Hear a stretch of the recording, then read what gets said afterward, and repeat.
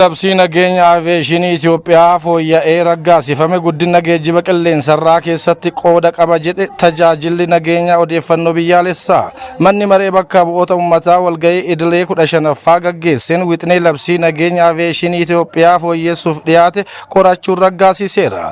Wixineen labsii waggoota 21 booda fooyya'ee dhiyaate kun guddina geejjiba qilleensarraa biyyattiin sadarkaa tokko guddisa kan jedhe tajaajilichi nageenya aviyeeshinii cimsuuf dhimmoota xiyyeeffannoon kenname keessaa hammattoo seeraa jalqabaa ta'uu ibseera. Labsiin ture industiricha sadarkaa barbaadamuun guddisuuf gufuu ta'ee turuu eeruun labsiin fooyya'ee raggaasifame kun ergama biyyaalessaa nageenya aviyeeshinii mirkaneessuu tajaajilichaaf kenname ga'umsaan baachuuf seerota hojiileen qulqullinaa fi to'annoo sadarkaa idil addunyaa karaa eeggateen akka hojjetamaniif dandeessisu hammachuu ibseera.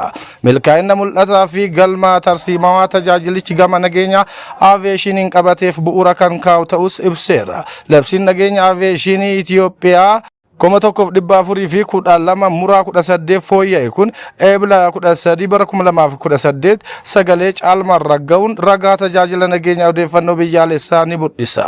Lafti tiraakteraan misoomu gara heektaara miiliyoona 7tti siiqeera obbo Addisuu Araggaa. Itoophiyaatti lafti tiraakteraan misoomu gara heektaara miiliyoona 7tti siiqeera jedhan ministeera qonnaa obbo Addisuu Araggaan. Obbo Addisuu Araggaan raawwii karoora baatiiwwan 9 darbanii ilaalchisee ibsa kennaniin hojiileen riifoormii waggoottan darban keessa hojjetaman qonnaa gateettii sangaa fi humna namaa jalaa baasee gara maakaanaayizeeshiniitti ceesisuuf carraalee hedduu uumuu ibsaniiru. Waggaa 9 dura baay'inni tiraakteraa muraasa ta'uu yaadachiisanii yeroo ammaa kana tiraakteroonni 27,000 ta'an koompaayineroonni 8,000 olii fi paampiiwwan motoraan hojjetan 200 fi 80 ol akka jiran eeraniiru. Kunis qonni keenya adeemsa baramaa keessaa ba'ee gara makaanaayizeeshiniitti ce'aa akka jiru agarsiisa jedhani. Makaanaayizeeshiniin dhibbantaa 72 guddachuus kaasaniiru. Akka waliigalaatti Itoophiyaatti lafti tiraakteraan misoomu gara heektaara miiliyoona 7tti siiqeera kan jedhan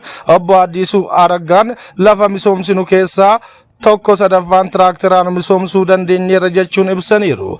Uwwisni misooma jallisii bonee waggaa waggaan dabalaa akka jiru yaadachiisanii bara kana qofa qamadii jallisii bonee lafa heektaara miiliyoona 4.7 irratti misoomsuuf karoorsinee hojjechaa jirra jedhan.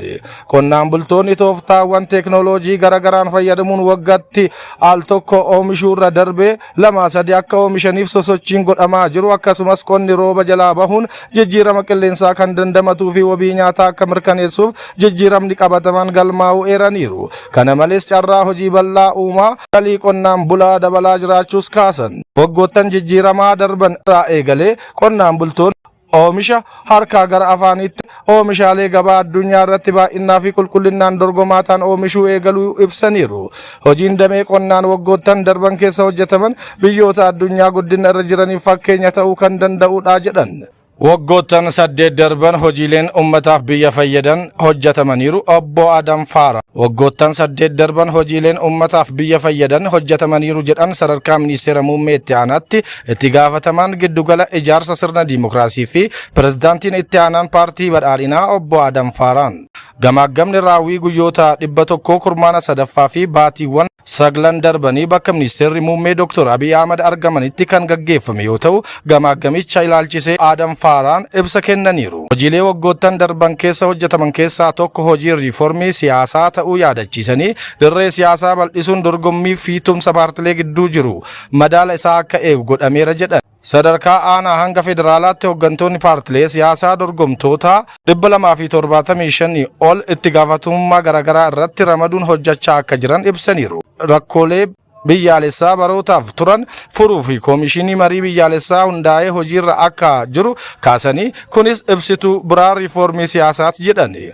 Riifoormii dinagdeenis daldalli alergii sadarkaa olaanaan guddachuu eeruun oomishaalee alaa galan kan biyya keessaan bakka buusuun bu'aa jajjabeessaan argamuu ibsaniiru. Dameewwan hawaasummaa fi barnootaan waggoottan darban keessa bu'aa olaanaan galmaa'uu fi yeroo itti aanuttis badhaadhina biyyaalessaa mirkaneessuuf kutannoon hojjechuun barbaachisaa ta'uu kaasaniiru.